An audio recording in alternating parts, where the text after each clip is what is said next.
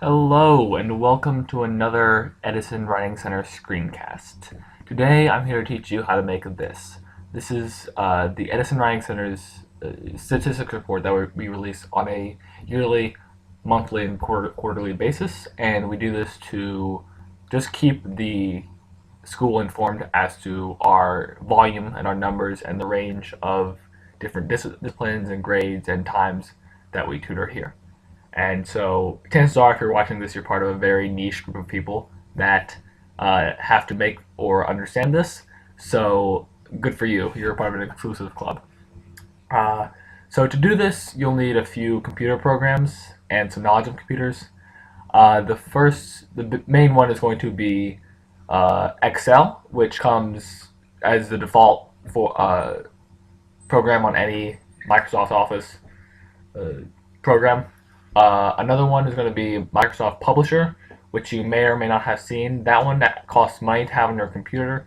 However, the school laptops at Edison do have it on there already, and the steps for that one are pretty basic, so you can just use that there if you don't want to pay the extra money.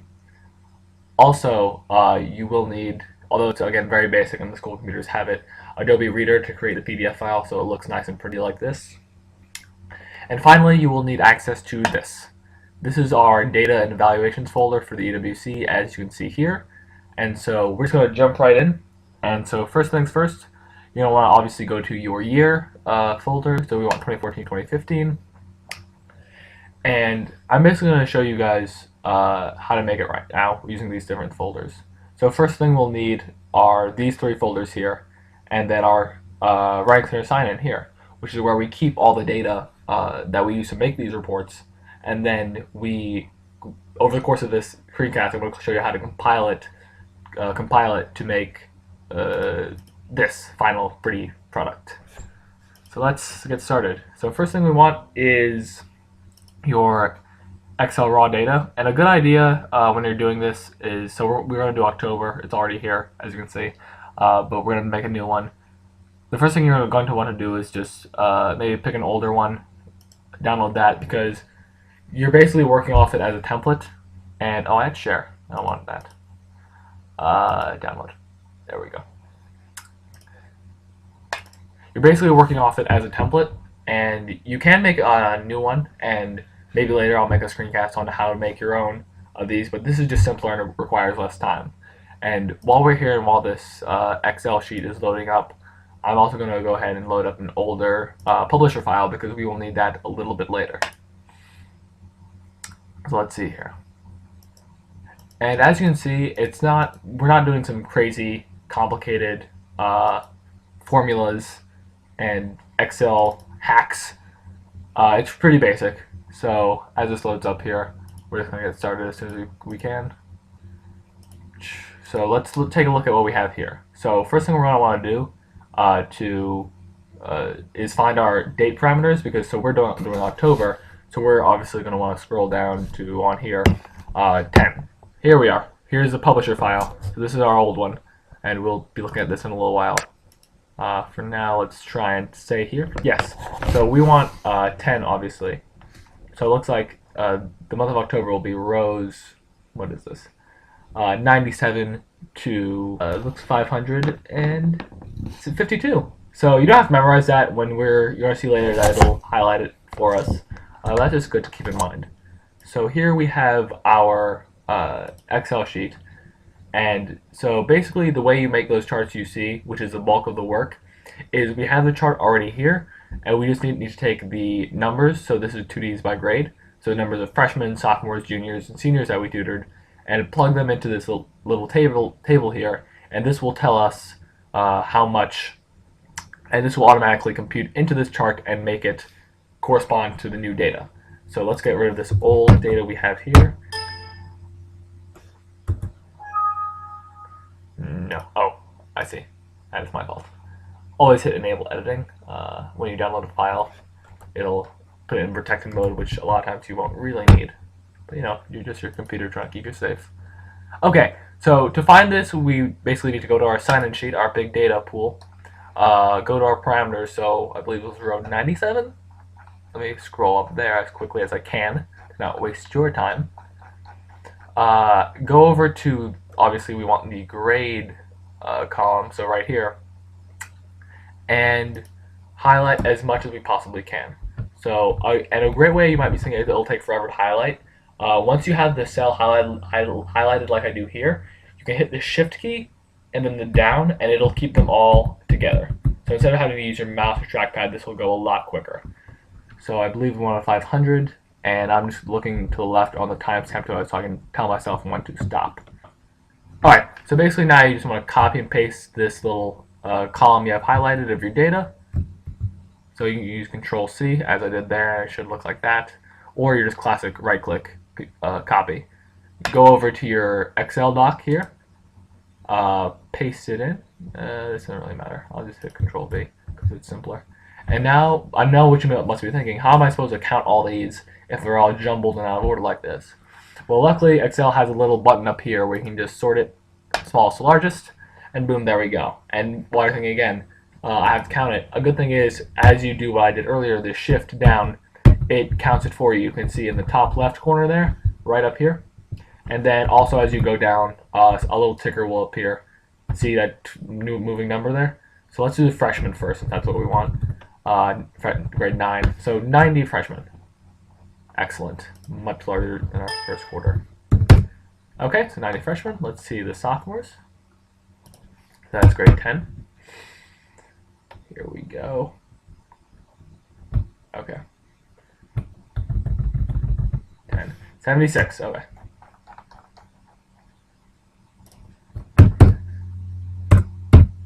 Okay. And let's see. Juniors, here we have, and like I said, this isn't super hard. This is the bulk of the work that you'll be doing. As you can see, it's pretty basic. 74. So as you can see, that was pretty basic. This time of session is the same basic setup, except obviously for when we have our sessions. So I'll go ahead and show you the preliminary steps for this, but I'm not going to go into detail as you probably already get the gist of this. So let's go back to our sign-in sheet. As you can see, if you look on the right here, see how the ones that are the rows that weren't our parameters are darkened and the ones that are highlighted? That's what I was talking about earlier, where it'll help you and tell you what you need. So let's go up. And so what we want right now is, let's see, time. So that should be, once I get up there. Alright, so it should be, right here. So appointment time. And so the way we're going to keep track is when it's light, we don't want it. If it's dark, we do. So start right there. Or if you see this little blue line to our left, that's also telling us what our last parameters were, which we obviously want once more. We will copy this as we did before. And then, let's see, 500 around there. There we go. Okay, Control C, our little copy formula. Will be all right. And so sort again, A to Z works the same as numbers. But one good thing when you're going through and doing this is that there should be at the bottom of your table, bottom right corner, a summation equation. So sum F3 this cell to this cell on each chart. So that basically tells you as you're going through, that tells you if your numbers totals are consistent and that you're not leaving some out in some charts and it's having some more data in the others. Okay, so now I'm going to move on to the slightly more complex chart and the last chart we're going to make today, which is the sessions by discipline. So the only reason why this one is more complex is that because we don't necessarily tutor the same subjects from month to month or quarter to quarter, you're going to need to take out and add in subjects in here, which can get a little complicated. But again, it's not super difficult. So let's go here. Here we have our, what is the subject assignment for? English. I want to go down. Okay, and I'm using the line to my right, the little blue line, if you see, to tell myself when to stop. As you're seeing, there's a pretty wide array of subjects that we're teaching here, or that we're tutoring, rather. Okay, we're moving along here, getting close to the end. All right. There we go. Okay, so here we go. Want again, sort and filter A to Z.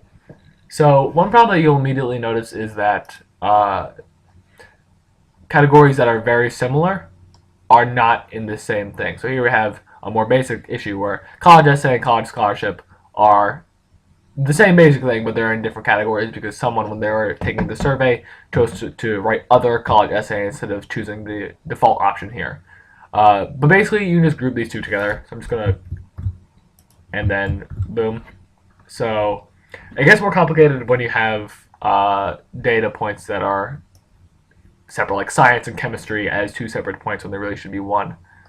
Here we have environmental science, and you'll see in a second. Extended essay. This is all IBTOK, so I'm just going to change that right now to make it a little more concise and easy to count. Let's see. A lot of IBTOK, SAT. Okay, see, here we have NHS again.